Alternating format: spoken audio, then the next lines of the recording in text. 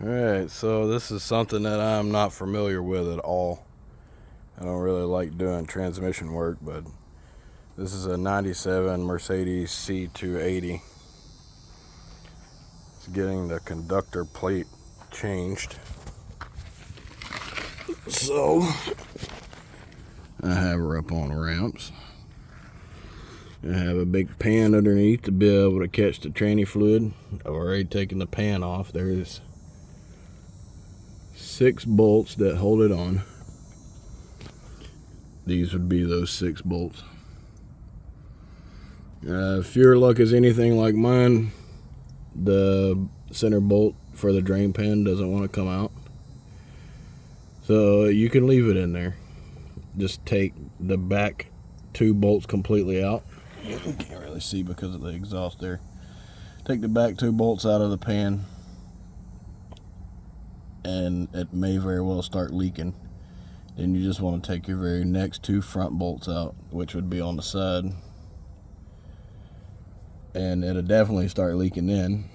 Over here on this side, which would be the passenger side, you have this plate on the side of it. That bolt that's still in there, it would be better to take it out first. That way that clip bracket thingy there comes off with the pan, but it can come out separately. This should be your next to last bolt. After this bolt comes out, you can take the bolt completely out, and you can see it there. These are a T30, by the way. The drain bolt is also a T30, but like I said, you don't have to take it out. And I'm going to speculate that all of these bolts in the pan are also T30. I haven't searched for the plug yet, but it has to come out and be unbolted. Although this particular conductor plate is not getting reused, it's getting thrown away.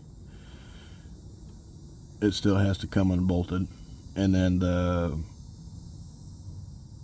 adapter plate has to come out, or the adapter plug has to come out. Really should do that before taking all these bolts out, that way you don't break it. The kit that I bought doesn't have one in it, and I would honestly rather keep it a factory plug anyways. That way the seal seals back up and you don't have a leak within the first 6 months of using it. But anyways, when you go back on with it, you torque all of your valve body bolts. I think it's like 8 foot-pounds, maybe 8 inch-pounds. I don't really remember. I have to go look at the specs. Then your bolt for the plug-in, and pretty sure it is an 8mm, if I remember correctly. Put your transmission filter back in. Your gasket is an O-ring, so you want to put it inside the pan first, and then put your pan up against the bottom here, and then torque it to spec. Don't over torque it, because this is an aluminum transmission. It's a 722.6.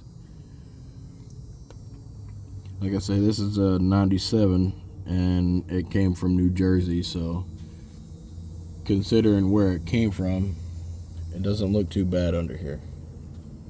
Usually cars from the Salt Belt are so rusty that you can't do anything with it, but the exhaust shield is rusty and broken apart, so she rattles.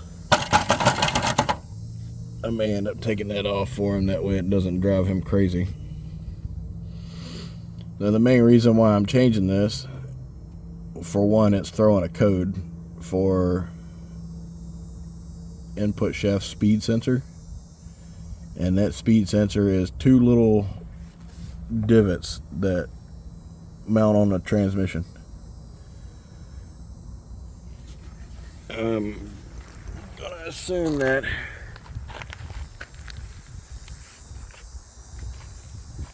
It's positive and negative polarity magnets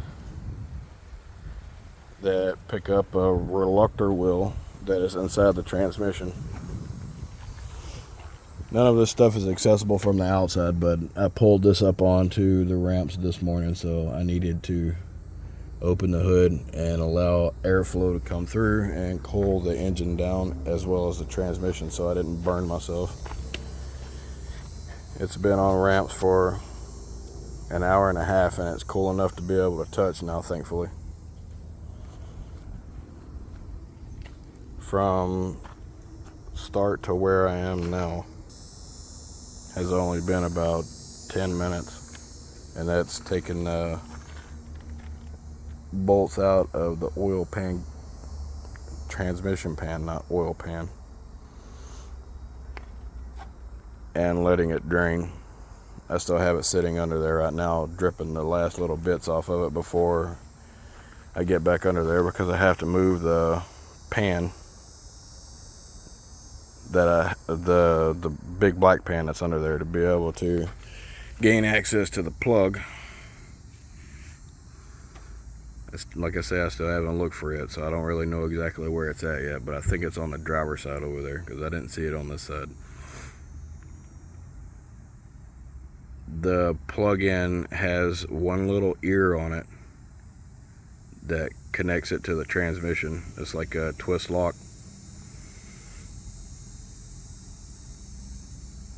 I'll do a updated video when I go to putting it back together.